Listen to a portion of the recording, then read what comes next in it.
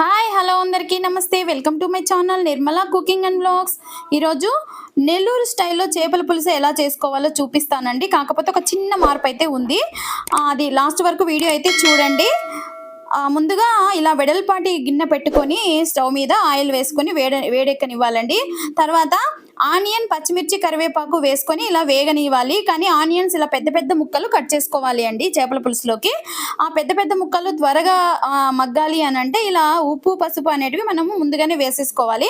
వేసుకొని అంతా కూడా ఒకసారి అలా కలుపుకోవాలి. వేగిన తర్వాత ఒక చిన్న స్పూన్తో అల్లం వెల్లుల్లి పేస్ట్ అయితే వేసుకోవాలండి. ఇందాక నేను చెప్పాను కదా చిన్న మార్పు అని, అది ఇదేనండి.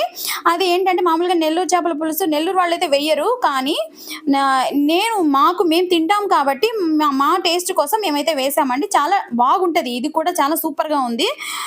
తర్వాత అల్లం వెల్లుల్లి పేస్ట్ కొద్దిసేపు పచ్చి వాసన అంతా కూడా పోయేంత వరకు అలా వేపుకొని తర్వాత టమోటా కూడా వేసుకొని అంతా కూడా కొద్దిసేపు అలా వేగనివ్వాలి.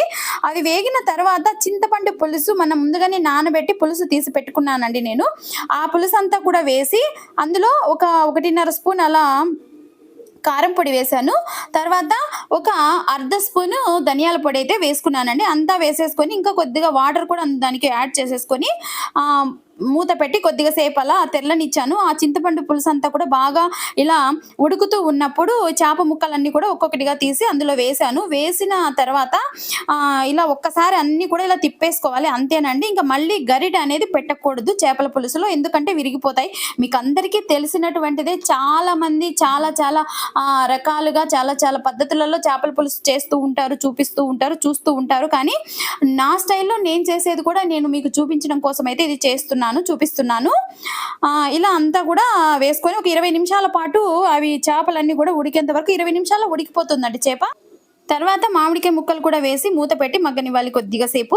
ఇక స్టవ్ ఆఫ్ చేస్తాము అనే ముందర మూత తీసేసి ఒక స్పూన్ జీలకర్ర పొడి, ఒక అర్ధ స్పూన్ మెంతి పొడి వేసేసుకొని అంతా కూడా ఇలా ఒక్కసారిగా కదుపుకోవాలండి. గిన్నెనంతా కూడా ఇలా కలుపుకోవాలి. గంట అయితే పెట్టకూడదని చెప్పాను కదా.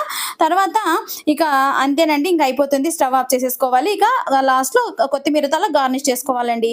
వీడియో నచ్చితే లైక్ చేయండి, సబ్స్క్రైబ్ చేయండి, షేర్ చేయండి. Thank you for watching.